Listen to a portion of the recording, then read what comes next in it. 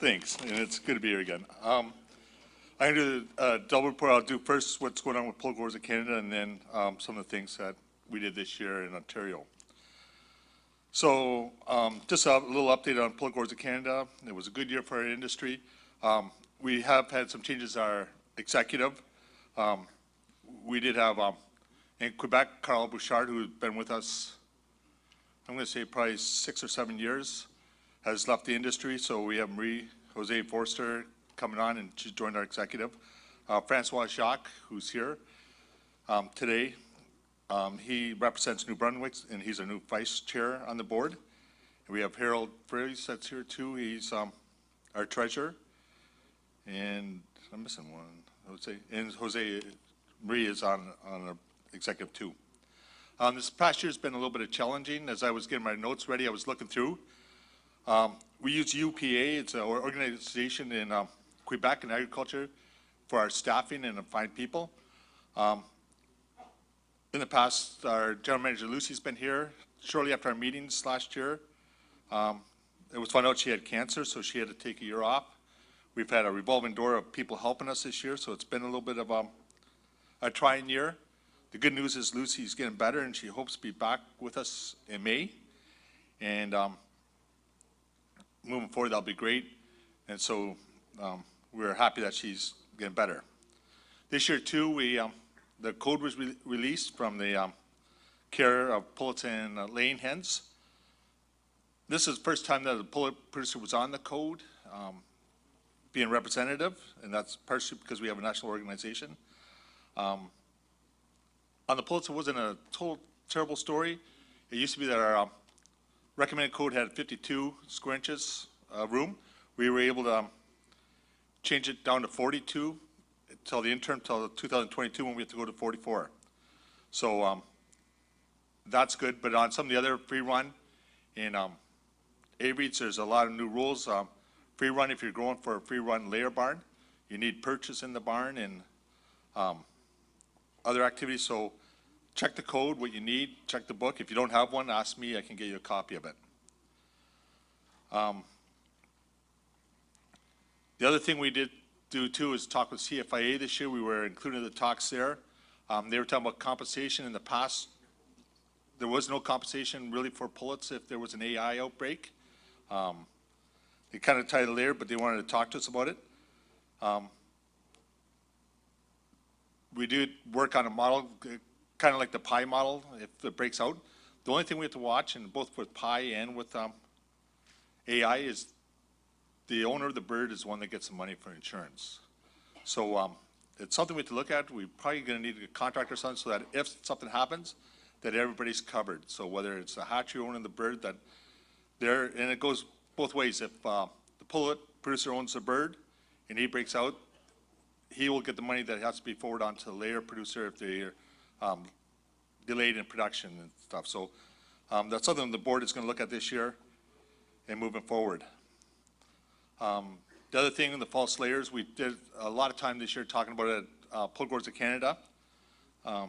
It was, I don't want to say lucky, but it happened to happen in two biggest provinces, Ontario and Quebec, which was great because we could work on compensation. We had the Bacteria Control Fund. Some of the smaller provinces, it's a scary thing because they don't have that type of resources. And if it happened there, they didn't know what they were going to do about it. So we do think we're going to try to ask Egg Farms of Canada. There's a risk management fund there. Is there ways that we can use that for this? It isn't really a pullet issue because it's layers that affects, but it happens in the pullet barn, so it's something we have to work all together on. And the last thing I have a Quebec update. I know shortly after we met last year, Quebec had a meeting first with the egg producers where they voted about amalgamating the Quebec Pullet and Layer Association. The Quebec Pullet started about, I'm trying to think, about 2009, 2010. They were totally separate of the egg board. The idea now is to merge the two together like we have here and moving forward. The layers voted in favor at their annual meeting in April, and then the pullet producers a week or two later voted to go ahead on that.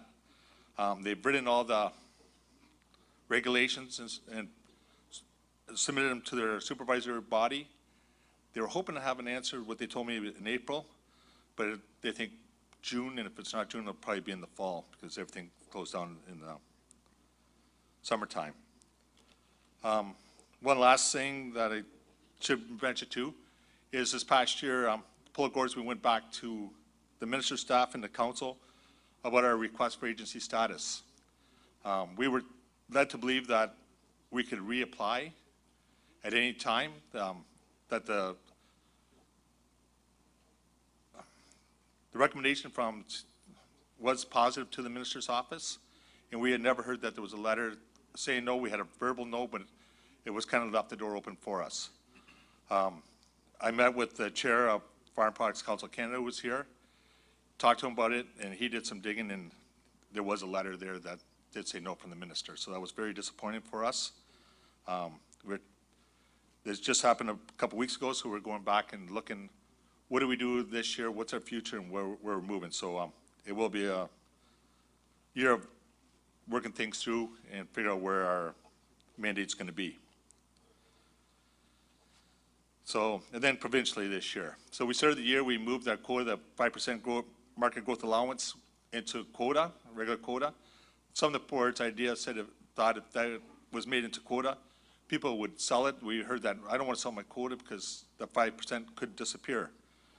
So we did that, but it didn't really turn too much more for sale, so that didn't really work good. But it is a positive.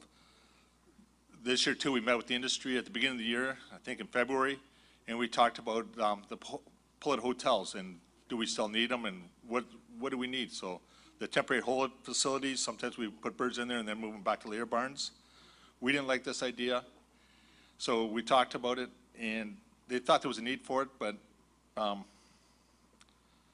moving forward after the false layer and bronchitis, we've been able to work that we are hardly using them anymore. One of them has been shut down. There were 3 of them, and the other 2 not near the birds going through anymore, and this is a good thing for us. I think the board's been flexible with some programs and the hatcheries and everybody taking responsibility, and it's actually working really good.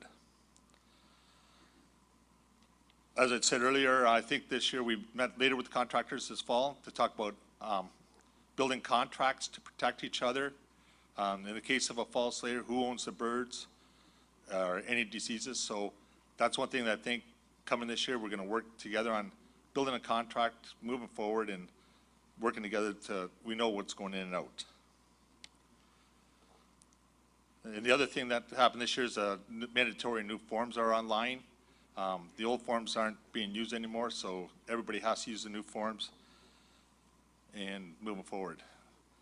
Last thing I want to talk about, and probably everybody knows, we put a moratorium on the pullet leases. We felt the system was being used the way it was supposed to be.